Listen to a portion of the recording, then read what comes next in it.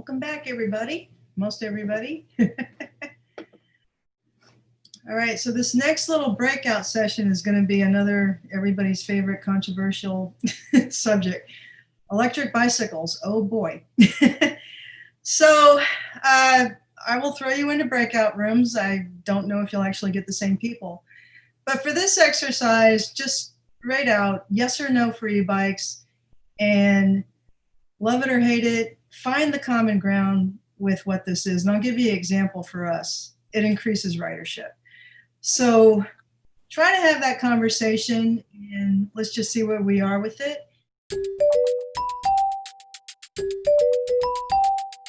I can imagine you had a good time talking about this. So let's go ahead and start with room 2, which was only 2 people. It was Mitchell and Teresa. So yeah, I wrote down kind of what we were talking about. So we pretty much said yes to e-bikes as long as they're pedal assist and not like an e-bike with a throttle, because then that kind of brings it away from being a bicycle and more like a motorized vehicle. And it's just means more people riding and it's accessible to more people. Then it's a yes for me. And I think Mitchell agreed with that. So. Yep, definitely. Okay. All right. So what did we have for breakout room 3? I don't know if we really came to a complete consensus because, but we did agree, sort of like what Teresa said, that class 1 pedal assist is probably okay on the trails, but class 2 was more like cheating, and class 3 was more like a motorcycle. That was one of the comments that we had, but we agreed that there needs to be more like the Florida, and also at the federal level, we need to be more involved with this because we're not sure whether the infrastructure in Florida can handle more electric bikes on the road. And but we do see the need for some for the older people or people that have health issues. And also someone commented that with the group rides, they have restrictions that they go to the back unless there's high winds, and then they go to the front. So there's rules and regulations that come with the use of them. And then also more bike share programs are using electric bikes now. And so, they're out there. We've got to get used to them. We just have to have some more discussion about them and how we can support the increase in use of them. Okay. And breakout room number 1, who's the leader there? Okay, that was John. And I'm agreeing with pretty much what room 2 and room 3 said. But ours, it was a lot well thought out, better than those, I'm sure. Everybody basically agreed that one, they're here to stay. And one of the things that came out is that there's a difference between, say, riding with them in the club in an assist mode, when the bike is in an assist mode. Indian or Vero Beach Cycling has rules about that, and we welcome those people. And some of the reasons, of course, it expands ridership, gets people out there exercising and doing things that they wouldn't normally be able to do. Because if I was to tell certain people I know that were going on a 20-mile ride today, the answer would be, are you crazy? And I think if it had an e-bike, we could probably accomplish that. So I like the idea. But Roger brought up an interesting point down in Key West where he lives. I think I have that right, Roger? You're in Key West? Yes. Okay, yeah. Their people are using them and scooters and other things as commuting tools. Anybody knows Key West, it's a pretty small place. And they're riding on sidewalks really fast. So it sounds like there's multiple issues to be dealt with. One is in our individual clubs, how we're going to accept them and their basic rules. But the other then is at the state or the county level as to what rules are they supposed to follow. I'm not sure it's clear. Well, actually, the local municipalities can create those rules themselves. So the state left it as it's a bicycle, but it's the Florida League of Cities that got the amendment for what is termed as home rule. Okay. So that is that determination. Certainly someone such as the city of St. Petersburg could decide not on our sidewalks because this is an urban area with a lot of pedestrian traffic, and they can make that law themselves as opposed to just blanketing all of Florida with no sidewalk use. That lends itself to some of the other conversations, even with regards to just being considerate. which brings up one of our ways that the association was addressing e-bikes is we actually have been hosting seminars on Friday at noon. We have 2 down, 1 more to go, but we actually did talk about ridership, and we did have a woman that owns a throttle e-bike. I haven't heard the conversation. Oh, Courtney, you were the host of that one. I don't know if you want to chime in on what the take was from yesterday. Well, I think so we had, her name was Ashley, and it was I was grateful that she was able to join us, but when as we were preparing, I was a little aghast that it was someone who uses a class 2 bike. Yeah, it's funny, the first session where we had a discussion with bike shops, the kind of takeaway from the bike shops that a class 2 e-bike is not a bike. And just with the throttle assist part of it and being able to zoom and not pedal necessarily. But hearing from Ashley, it humanized it a bit in terms of her experience and the joy that she gets out of it, and the way that she's explained it. Like she can still pedal. I actually have found from listening to the bike shop conversation and yesterday, I am less inclined to buy an e-bike because they actually seem limiting. To hear that with a class 1 is pedal assist up to 20 miles per hour and you can't go faster than that. And this mom on a bike can already go faster than that and sometimes needs to. And that the range, like how many miles you can do, is limited. So it's, I don't know, it's been eye-opening for me of just kind of hearing how different people are using them and the different concerns. Because the e-bike, the E doesn't stand for easy. And I think that's kind of the challenge, is that people who are not currently biking thinks that this is going to make it easy for them. Yeah, I agree with you. I remember after that first session with the bike shops when they were talking about the weight of the bicycles. And once you lose that power and your battery's drained, you now have to haul what could be a 60-pound bike wherever you're supposed to be. They're heavy. They're very heavy. And there is that level of, I think, stereotyping that all of us get involved with regards to, is it cheating, or it's only for people that maybe are older or have health restrictions.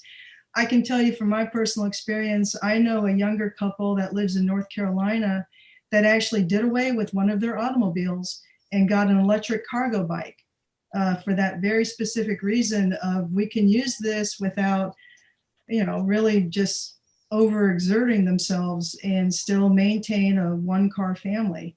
And we even heard, even from the Tallahassee area, that young commuters would be looking at e-bikes because that is a hilly section in Florida. Claremont's a hilly section in Florida.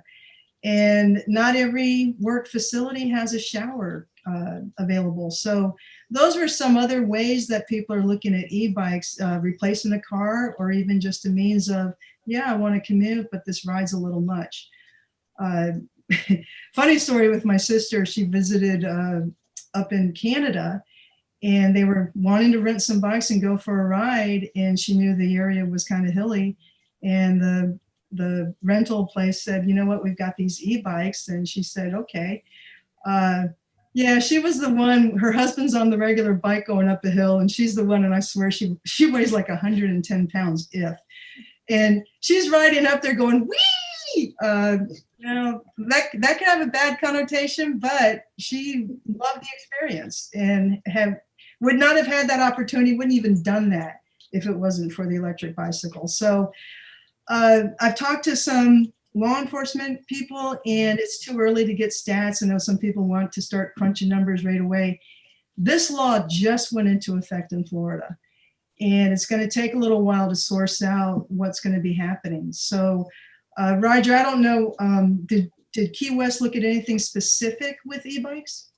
Yeah, that's what I mentioned in our group, that the multimodal coordinator, Tim Staub, and the city attorney's office has done some research, has been going on for about 6 months now, has done research, and we're about to come forward to the city commission with an ordinance to kind of, talk specific to Key West, where they belong and where they don't belong, et cetera. But I'll certainly share that information with you as soon as it comes out. It's imminent in a matter of weeks, maybe a month or so. And Key West being that isolated area that's actually looking to be car-free because of your limited capabilities of holding traffic. So Absolutely. we would like to get a follow-up on that. Jason, I don't know if you've had that conversation in Daytona? It's a bit complicated because there was something on a city agenda about licensing e-bikes. And in fact, I've been here for 14 years and didn't realize that all bikes must be licensed. News to me. So I'm I feel a bit out of the loop, and I don't even know if the city commission passed that thing that was on the agenda. So Is they don't that make it City of easy to Daytona find the Beach ordinance? substation. That's a City of Daytona Beach ordinance? Correct. Yep. Never heard that before. That's interesting. So I feel like something I should know since I live in the city, but it's obviously not enforced or even mentioned usually. So it's a bit strange. I don't even know what brought it up. I wrote my mayor and my representative on the city council just to tell them, about the different classes of e-bikes, and because this initiative didn't mention different classes or anything, so it seemed kind of ignorant about some of the basics of e-bikes. But never got a response. So I don't know where to go with that. But I'd be curious about that licensing of all bicycles because I'm not aware of that either, and would like to know where that's somewhere in statute if it is. yeah, I found it in the city. I'll send you the language. It's definitely in the city ordinances. Yeah. Okay. It must be a city thing. I'm looking right now, Florida bicycle law. There's no Florida statewide law that requires you to license. No, that's not a statewide law. That's definitely got to be a city ordinance. That's crazy. Yeah, it's definitely a city. It's definitely a city thing for sure. And they Okay. just added electric bikes to it. So. Okay. I didn't know there were such restrictions in Daytona. You hear about all that October Bike Fest with the motorcycles. You wouldn't think they'd care that much about licensing bicycles, but okay. Does anybody else have specifics if they know their area is going into a specific law with e-bikes? I only deal with the off-road portion of it, and it's still, I know there was a federal law that came down recently. I don't remember it specifically, but it's ruffling feathers, that's for sure. So. Right. And if I'm not mistaken, at one point I spoke with Eric Draper, who's the director of state parks for Florida. And during session, we had talked about that. And he felt like state parks falls under that home rule, that they're the landowners. They could create their own use or not use for e-bikes with regards to the natural surface trails within the state parks. We were told, I know at Wakanda Springs State Park, where we deal with the property there, they said under their handicap ordinance, you can have an electric driven vehicle that goes less than 10 miles an hour. Okay. And again, that if it's they're the ownership of it, it's yeah. that ordinance or whatever that is doing. But I think Eric Draper was talking about if it was a blanket policy for all state parks. He felt like that call. And certainly Swamp is the mountain bike group here in the Tampa Bay area, and they've been looking into some of those measures as well. I was a little disconcerted. I'll share this story briefly. Was at a public meeting that Swamp was hosting in Walsingham Park because that is where they wanted to start building some natural surface trails. And it would be a first for Pinellas County with a trail system. And there were some e-bike riders that were in this public meeting. And one of the gentlemen said, well, if it's not going to pertain to e-bikes, then I won't have anything to do with it. Kind of talked to him after the meeting and said, sir, I understand your, concern as far as if it's not about me, then I don't want to have any part of it. But if we're all cyclists, I think we all have to kind of find that common bound of, if they get the natural surface trails and maybe it doesn't start with e-bikes, at least you're getting the mountain bike trails and you could get e-bikes down the road. But if you're just going to say no now because it's not an electric bike now, then there's not going to be any trails whatsoever. I think sometimes that's what we need to do as cyclists is try to get past that and get into that bigger picture of how does this benefit everybody and how can we work together to do that?